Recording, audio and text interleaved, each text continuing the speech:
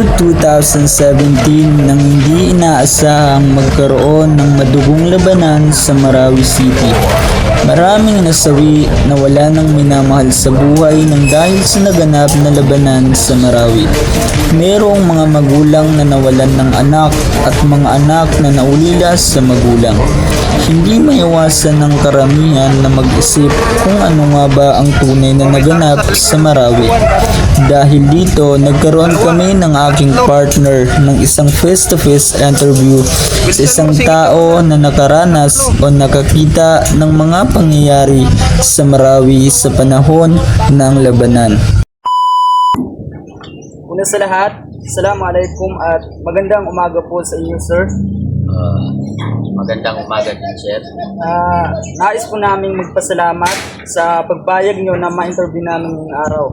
So ngayong araw, meron po kami ilang katanungan sa inyo. Pero bago po natin simulan ang ating usapin, hayaan nyo muna kaming magpagilala sa inyo. Ako nga po pala si Jamel Di Masingge. Ako din po pala si Ibrahim A. Balito. Isa po kaming first year students of Cotabato State University from College of Forestry. So, bago po kayo magsimula, nais po namin kayong formal na makilala. Nais po namin kayong makilala. So, maaari po ba kayong magpakilala sa amin, sir? Opo. Ako po si Fahad M. Makayon. Maraming salamat po. Unang katanungan po namin, nasaan po, natatandaan niyo po ba kung nasaan kayo nung panahon ng pagsagupan ng ISIS at mga military ng gobyerno? Nung sa time po yun nagsimula ang yung mga ISIS ay lahat po ng mga tao doon at saka mga bata ay nandun pa po sa paaralan. Kasi hindi namin na-expect na yung mga ISIS ay tatarget nila yung Marawi. Kasi yung mga ISIS ay for the first time nila target ay yung lugar na Baduy. Tapos doon naman sikat tinarget nila ay yung Marawi. Maraming tao nag-struggle kasi yung mga bata ay nasa paaralan, tapos yung mga tao naman o ako ay nasa paaralan. Kaya yung mga ibang tao na nasa trabaho, kaya naghihirap yung mga tao kung ano yung gawin nung nagsimula yung Marawi. So sinasabi mo na walang kaalam-alam ang mga tao doon nung banilan doon sa inyo? Wala po. So, sir, ano po yung mga narinig mo at nakita mo na nagpapahiwatig na magkakaroon ng labanan sa Marawi?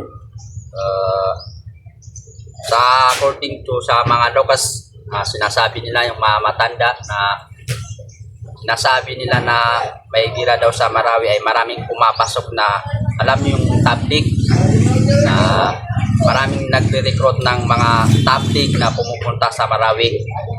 Kasi yung tablik dyan yung sa Marawi yung founder nila, kaya yun yung sabi nila na kaya nakapasok yung mga armadong mga ISIS dahil sa pagsuot ng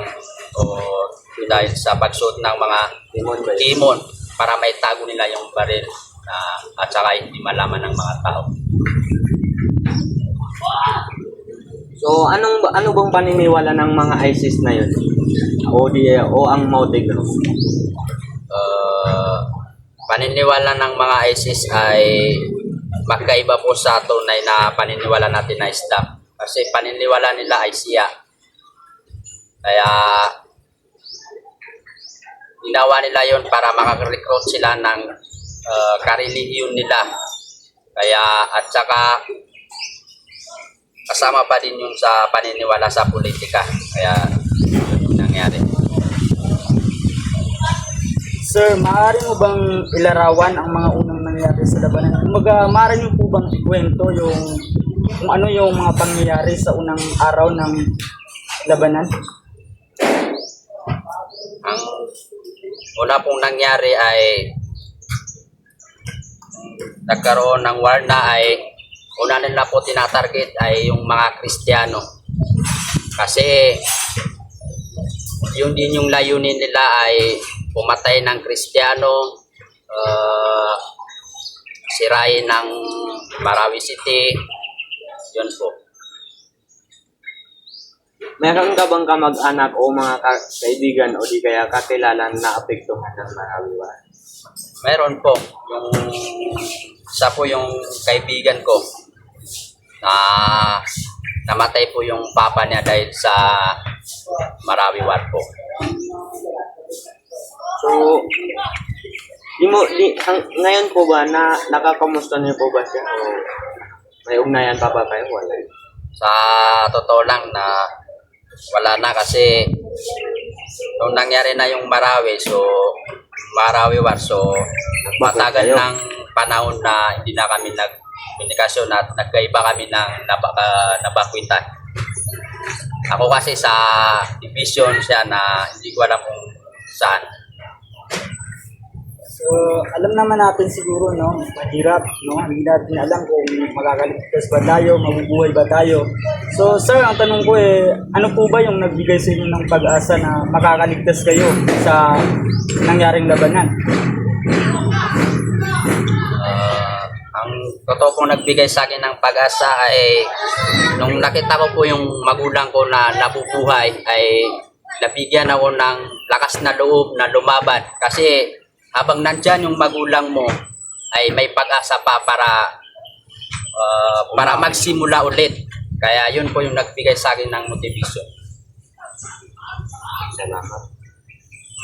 Ito po ang aming huling katanungan. Bilang isa ka sa nakasurvive sa Marawi War, ano yung natutunan mo sa mga pangyayaring iyon? Mayroon ka bang maibigay na payo para sa ating mga kababayan na humaharap sa mga pagsubok ngayon, yung hindi pa nakakabawi? Maibigay ko pong payo sa nakakaranas ng gaya ng naranas namin yung Marawi War ay palakasin lang po yung loob kasi ganun na talaga yung realidad na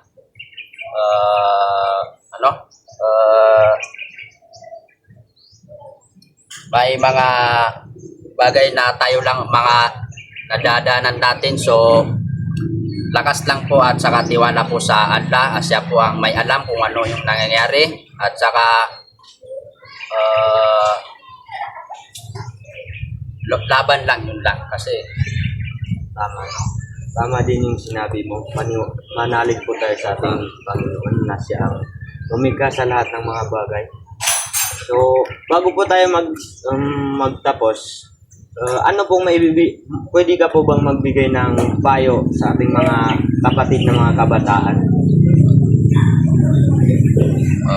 ang maibigay ko po na payo sa mga kabataan na huwag po tayong basta-basta sumali sa grupo na hindi natin alam kung ano yung antas na gusto nilang gawin or ano yung pakinabang sa gobyerno ang kanilang grupo. Kaya kung may nagre-recruit sa inyo na sumali sa grupo ay wag po tayong basta-basta sasali tulad ng Bauti Group or NPA na alam naman natin na wala yung ginawa kung disirain ng bayan natin o lugar natin. Dapat po mag-focus po tayo sa pag-aaral, iwasan natin sumali sa kung ano man yun ang grupo. Yun lang po. Sir, mayroon po kaming nakalimutan na itanong sa inyo.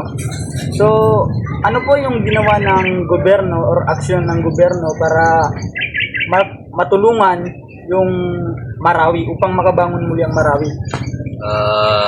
Ginawa po ng gobyerno ay lahat po sila nag-contribute ng pera,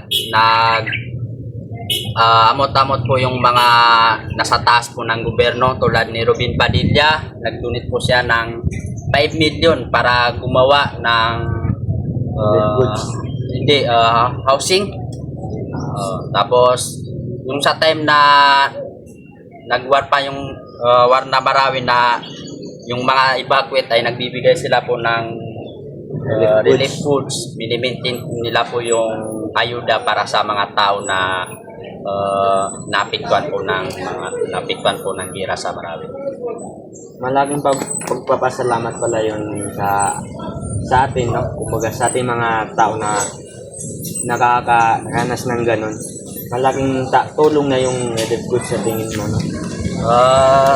Malaking tulong na yon kasi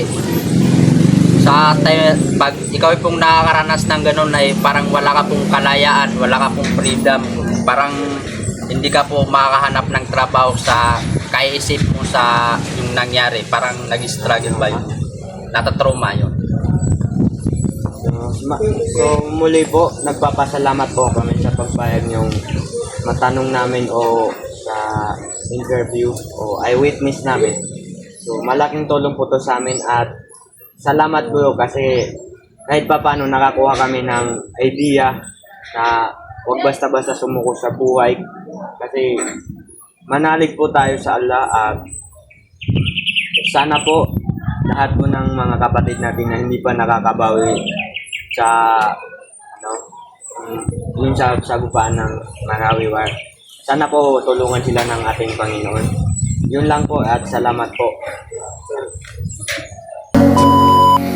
Iisang dugo ay galit ang bumabalot, mga walang kamuwang Sa kabila ng lahat ng pangyayari sa Marawi City, hindi nawalan ng pag-asa ang mga tao na isang araw matatapos ang madugong labanan at muling babangon ang Marawi City. At sa tulong ng Allah Subhanahu wa Ta'ala ay muling bumangon ang Marawi. Isa itong malaking aral sa atin na sa kabila ng lahat ng problema ay may katapusan basta't manalig lamang sa Allah Subhanahu wa Ta'ala.